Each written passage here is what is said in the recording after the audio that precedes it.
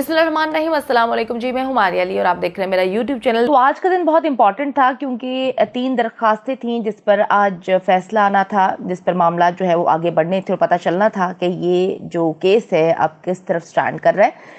एक तो ये है कि जी ज़हीर की बच्ची से मुलाकात का मामला, इन्होंने दरख्वास्त दी थी और कहा था कि जी मियाँ बीवी हैं और मुलाकात करना चाहते हैं। दूसरा ये था कि चालान आज जमा करवाने के हवाले से भी चीज़ें जी सामने आनी थी कि आज चालान जमा करवाना था। और जो तीसरा था बच्ची के 164 के बयान के हवाले से इन्होंने एप्लीकेशन दी हुई थी, यही कहना था कि जी हर हाल में 164 का बयान होना चाहिए। तो सबसे पहले मैं बताती हूँ आपको कि चालान पर क्या हुआ है। कल मैंने आपको बताया था कि जी सईद अरिन साहब चालान लेकर सामने तो आएंगे क्योंकि हमारे सोर्सेज से हमें बताया था कि जी चालान वो पेश करेंगे।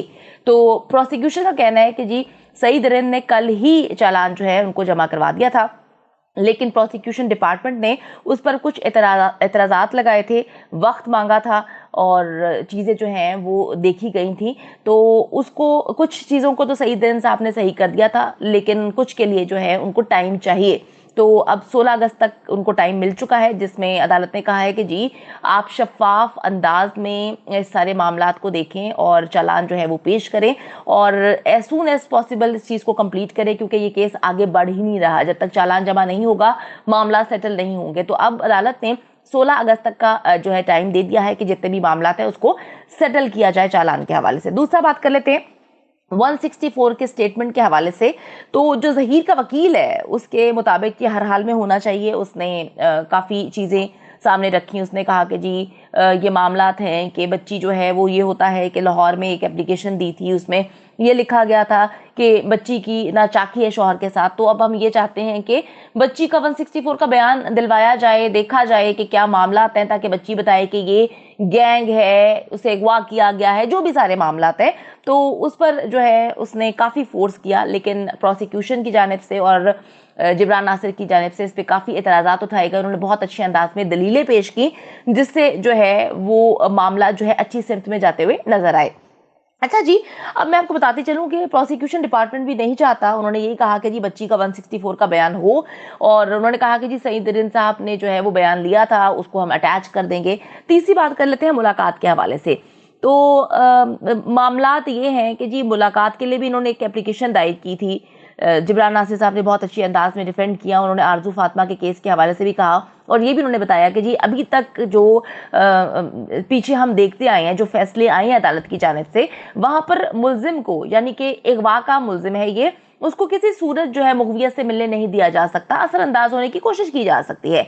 तो तीनों चीज़ों पर जो है वो सारे के सारे मामला जो हैं उस पे कहा गया कि इन तीनों चीज़ों पर जो है अब 16 अगस्त तक के लिए इसको मुलतवी कर दिया है। तीनों मामलात की समाअत जो है वो 16 अगस्त तक के लिए मुलतवी हुई है और देखा जाएगा कि अब सारे मामला जो हैं वो किस अंदाज में आगे चलते हैं। तो इनकी यही कोशिश है, आपको पता है, कि किसी ना किसी तरीके से जो है वो मामलात इनके तरफ आएँ। और मैं आपको बताती चलूँ कि अदालत की जानिब से सहाफ़ियों को कमरा अदालत में दाखिल होने से जो है मना कर दिया गया था, उनका दाखिला बंद था। जज साहब ने कहा था कि सहाफ़ियों का कमरे अदालत में दाखिला मुकम्मल तौर पे बंद है। अदालती अमला कम उम्र बच्ची के मुबैना अगवा केस में जो है वो वहाँ पर मौजूद थे, पुलिस वहाँ पर मौजूद थी, वकला वहाँ पर मौजूद थे, लेकिन सहाफ़ियों को जो है अंदर जाने से मना कर दिया गया। तो ये सारे मामलात हैं। इंशाल्लाह ताला जी चीज़ें अब अच्छी सिमत में आगे बढ़ेंगी। इस हवाले से जिब्रान नासिर साहब ने बहुत ही दबंग अंदाज में जो है एक प्रेस कॉन्फ्रेंस की है। उन्होंने बहुत सारी चीज़ें क्लियर की हैं। उन्होंने बताने की कोशिश की है कि एग्जैक्टली ये लोग चाहते क्या हैं, ये लोग क्या गेम्स खेल रहे हैं और इन लोगों का मकसद क्या है। ज़रा आप देखिएगा। देखिए जी, आज चालान की सबमिशन के लिए था। हमें अदालत के अंदर प्रोसीडिंग से पता चला कि चालान जमा कराया गया था प्रोसिक्यूटर साहब के पास और प्रोसिक्यूटर साहब ने जो है इसके बाद एक स्क्रूटनी नोट उसके ऊपर रेज़ किया है और उसके कंटेंट्स क्या हैं वो अदालत को पता है, प्रोसिक्यूशन को पता है।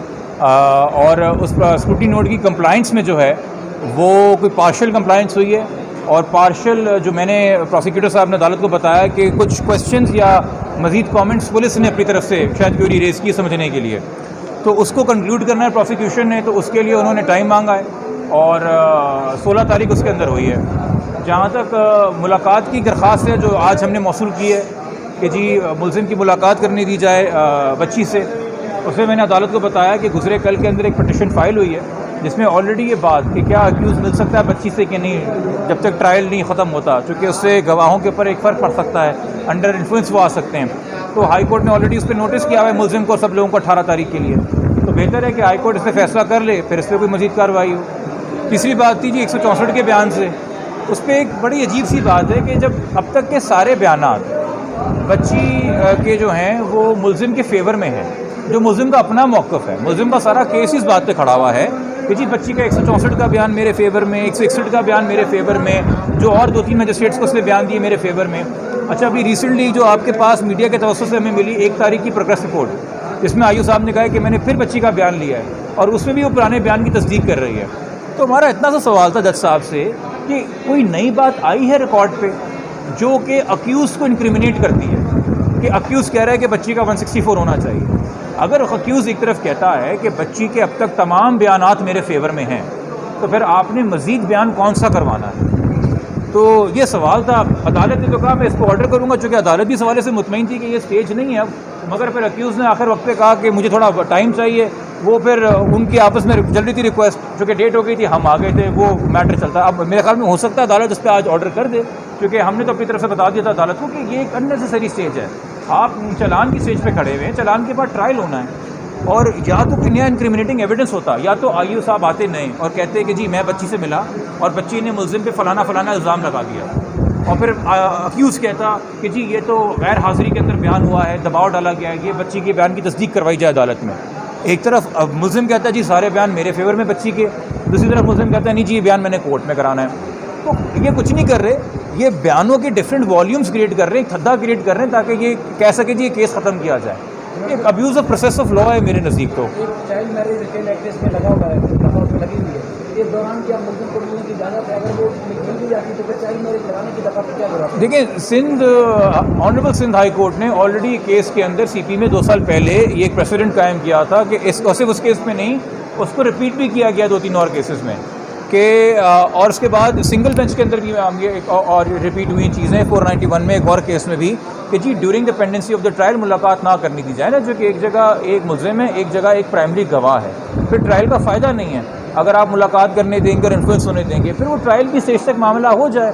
अगर आपने मुलाकात करनी है इस बेसिस के ऊपर कि जी मेरा तो एक निकाह नाम है, तो आप फैमिली कोर्ट जाइए, वहाँ पे suit for conjugal rights file कीजिए, वो एक अलग रेमेडी है कानून के अंदर।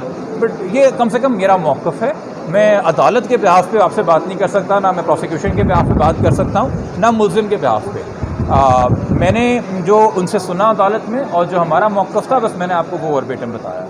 उम्मीद करती हूँ कि वीडियो पसंद आई है। कमेंट सेक्शन में जाके जल्दी से अपनी राय का इजहार करें, वीडियो को ज्यादा से ज्यादा शेयर करें, मेरे चैनल को सब्सक्राइब करें। और पाकिस्तान एक खूबसूरत मुल्क है, उस खूबसूरत मुल्क के हवाले से मैंने एक चैनल बनाया है, उसको पिन कर दिया है, लिव लाइक मारिया, जल्दी से जाके उसको भी सब्सक्राइब कर लें।